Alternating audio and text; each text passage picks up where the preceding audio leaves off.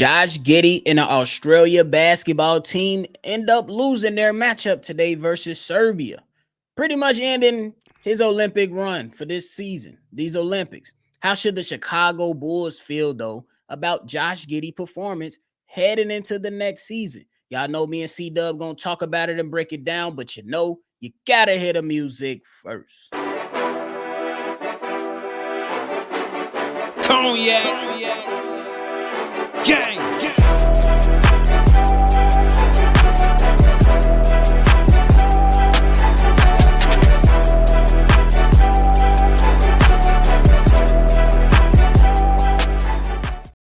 Shy Bulls podcast with the Cognac Boys. I'm Cognac Boy Bobby, and I am with my dog, CDubb. What's the word? I got something in my eye. Continue. My boy say he got something in his eye, but y'all already know how we rock. And if you tuned in with us tonight, hit the like button, subscribe to the channel, and hit that notification bell as well. CDubb, Josh Giddey played a number of games for these 2024 Olympics in Paris for Team Australia, where we seen nice performances after nice performances, probably a few hiccups here and there from Josh Giddey during certain games that we can pinpoint to if we're going to, critique them to a different level of how we normally critique our players. But nonetheless, if you're taking everything in totality, especially with today's game, ended with 25 points, 5 rebounds, 4 assists with 7 turnovers, how should the Chicago Bulls feel about Josh Giddey's Olympic performance? I think they should feel really well. I think the first reason that they acquired Josh Giddey is his playmaking. And I think he showed just that in all games leading up to this final game in which they lost to Serbia. He didn't have as many as assists as he has in other games. I think he just had 4, but he still was a factor out there making plays. And sometimes he's the hockey assist. You know what I'm saying? So he's making plays in that way. You know what's more impressive to me about Josh Giddey? It was his confidence in taking the 3-point shot. He didn't hesitate not one bit taking threes. And I think he shot a good percentage this Olympics from the 3-point line. I think he went 3 of 5 in this last game against Serbia.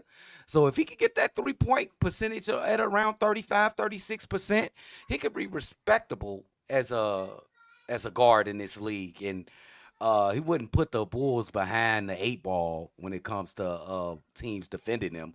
When you've seen in previous years, they're just back all the way off Josh Giddey. Like, I dare you to shoot it. You know what I'm saying? So he was being real confident out there defensively. He wasn't bad, as everybody says he was. He was out there trying. I ain't gonna sit here and cap to y'all like he was making unbelievable defensive plays, but he was out there trying, and that's all you want to ask for a guy with his type of talent on the offensive end. Try, but we won't have to hide you on the defensive end, i.e. Trae Young. So if you are a Bulls brass or you're a Chicago Bulls fan, I think you should be pretty hyped about what you've seen from Josh Giddey, even though they couldn't pull it off against probably the greatest player in the NBA right now in Joker. I'm with you on that. To me, if you asking me how I feel about it, I feel good about it. And I believe the Chicago Bulls should feel about their new addition in Josh Giddey simply because you've seen everything that was advertised to be. You seen how he was able to become a contributor when it comes to rebounding. You seen how effective he was and impactful he was when it came to running in transition, his passing ability. I even seen some effort on defense, and we already know Josh Giddey might not ever be an elite defender, but sometimes all you need is a guy to be a solid team defender. You know what I'm saying? And I'm not saying he's Steph Curry, but Steph Curry is not the best defender in the NBA. But we know that he can play solid team defense well enough to where he's not a liability, you know what I'm saying, for his team. So the Chicago Bulls should really be looking at this and saying, hey, Josh Giddey can fit well with some of this young talent that we got. Let's look at Josh Giddey in transition with Kobe White and Ayo Dosunmu, Patrick Williams, Montes Buzelis, Julian Phillips, Dalen Terry, and so on and so forth, even Zach LaVine, because we know there's a high chance that he will be on this squad. Yeah. So the Bulls should be looking at that and saying, hey, this guy's 21 years old. He just came out and performed at one of the highest levels, and he held his own. In this last game, it was pretty much him and Patty Mills trying to get the job done. Yeah. And that And the biggest thing, like you alluded to before I allow you to respond, is he was hitting them threes with confidence. I understand that the 3-point line is shorter than the NBA, but them still 3-point shots. And he Yeah. was hitting them when the defender sagged off on him, he was making them pay. Went 3 for 5 earlier today, and that's all you want him to do. You don't need Josh Giddey to shoot a high volume of threes, but when he has them, you take them and you knock them down. Yeah. And I ain't gonna come out here and tell you that it was all roses out there with Josh Giddey. The turnovers is a little bit much. Yeah, You could take an account that he was the primary ball handler. He yep. had the ball most of the time, but the turnovers is a bit much. He had 7 in this last game against Serbia, so that's a little worrisome. If you're a Chicago Bulls fan, rebounding is, I didn't touch on that, but nephew did. He's doing incredibly good, and I just want to ask y'all a question. Yeah, could y'all just picture him and Kobe? Just move what's the Australia guy again? Patty Mills. Patty Mills out the way. Put Kobe right there. You don't you think Kobe could eat on the side of Josh Giddey? He could eat. Absolutely, he can eat, and I believe that if you see, like, for the people that didn't watch, just imagine Josh Giddey alongside a scoring guard who can also help facilitate and create to a level that Patty Mills can. And Patty Mills is 36 years old. Yeah. Kobe White, I would say right now at this stage of his career, is a more dynamic player than Patty Mills. So Easily. if I'm the Chicago Bulls, I'm looking at that. I'm looking at a potential 3-guard lineup. Me and CDubb, hey, y'all be in tune. We ain't gonna dive into this too much because me Yeah. and CDubb, we want to really, really break this down on his own. But if you're the Chicago Bulls, you look at Josh Giddey and say, hey, I'm not too mad at the decision to make this trade. Now he does have to come and do it for my squad. You know Yeah. what I'm saying? Because different rules, different type of players every single night. But you should be feeling good about yourself heading into the season for sure. And I wouldn't worry about that, nephew, about him doing that for our squad, because I think you talking playmaking, right? If playmaking is natural for him, I think he Yeah. could do that with his eyes closed. That's the one true superpower he has. Yeah. You know what I'm saying? Is playmaking.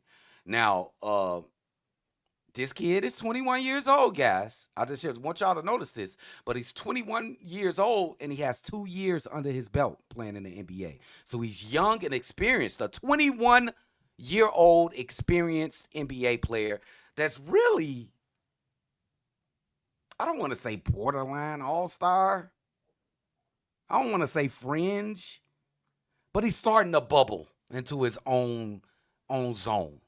So he's definitely going to get better. He's only 21. How could you be at 21 and already got your game, you know what I'm saying, at what it's going to be? So he's obviously going to get better. That 3-point shot's going to get better. That defense is going to get better. You just got to get coached up. I don't know if you trust Billy Donovan to do it or not. But that's some of the aspects that can make him get to his peak. And what is the peak? Josh Giddey? Definitely All-star? all-star. All-star? A peak? All-star. For Josh sure. Giddey is an all-star? Yeah. Yeah. Yeah. And CDubb, he actually played 3 years already. The last year was his 3rd year. And he went to the playoffs and made it to the semifinals. You know what I'm saying? So Okay. so that second round right there. So the guy has a ton of experience and he knows what it's like to lose his spot.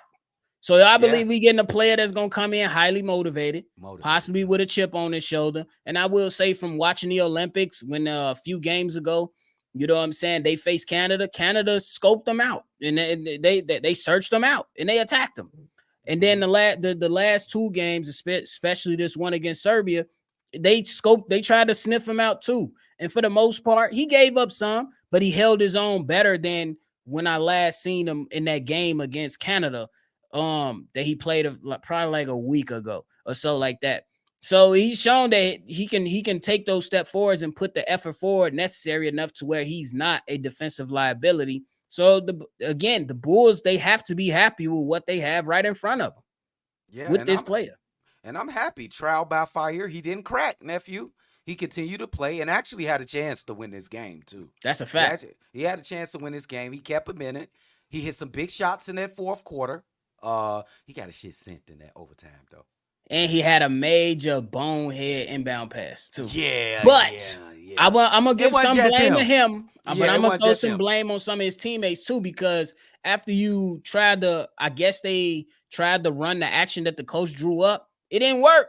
So Nobody came to the somebody, ball. it's time to get these IQs going, and somebody got to go to the ball. And by Yeah. the time Patty Mills went to the ball, he just didn't have enough space, and it wasn't enough time on the sideline to even allow more time to find somebody else because nobody was necessarily moving. So I'm gonna give him some of the blame, but some of the blame go to his teammates too, because you gotta free your man up in that situation.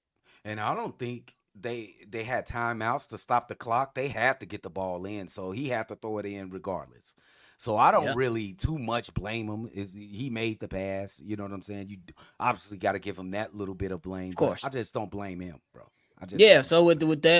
with their overtime rules, it's 5 minute overtime, one timeout. It's not like the NBA where you get Yeah, two. yeah, So it's yeah. one timeout. Once you call the timeout, it's over. Yeah, So I'm geeked though. Josh Lee, he looked tremendous throughout. Forget this last game. He looked tremendous throughout. He went and scored against your greatest players in the world, the USA team. I think he was scoring, going against oh AD and yeah, them, he was hooping against them. hooping. Any team he stepped up against, Canada, he was balling out too. I'm really I'm impressed by the kid. I Me ain't gonna too. lie. I'm Me impressed. too. I think it's still a process. You know what I'm saying? So obviously we all know that we can't, The go mesh. too crazy. But I believe he gonna mesh pretty damn well with these young guys. And Yeah. CDubb, I'm gonna say it again. And we already said it, and I told you, and you told me. I just can't wait to see the Josh Giddey and Lonzo line up on the floor at the same time. I want to see it with all that playmaking and basketball IQ. That's different in this NBA. I don't recall nothing like that. I That's just gonna don't. be crazy I because don't. I believe for those that don't know, I believe that Josh Giddey and Lonzo Ball complement each other pretty damn well. You got one guard, he big as hell, he can go get rebounds, he mostly drive downhill, he can play make. The other guy, he's more defensive minded, he can still play make, and now he's the one that can cover for the threes. So like Yes. it's just, to me, it's just a perfect match. So Yes. I just can't wait to see it, bro. I can't wait to see it. Bro, we got a lot of talk about this team, bro. Like, it's a lot of questions, nephew. We Yeah. got to talk about, bro. Like, Is it about to get weird for this season, y'all? it's gonna be weird, bro. Like, can I give them one question? Like, who the fuck starting? And y'all could go and put y'all starting lineup in the comments if y'all want. But you ain't sure. I bet you ain't 100% sure. Hey, can't For nobody sure. be sure what the starting lineup is, bro. That's a for sure. That's a for sure. But CDubb, after all this Josh Giddey talk, you got anything left? Hey man, thanks for all the support, bro. We on our way to 7K with the ultimate goal of being 10K. I think we at 6722. Get us to 6750, bro. By the end of the night. We appreciate y'all. Y'all the best in the world. Y'all the best in the world. Thank y'all so much, Bulls Nation. Make sure you hit that like button, subscribe before you go. If you want to call in and be a part of our mailbag episode, call in, leave your take, give your take on the Chicago Bulls. The number's in the center of your screen, 773-242-9219. Thank y'all so much, Bulls Nation. Always see red. And y'all already know we're going to catch y'all on the next one for a show. Cognac. Gang.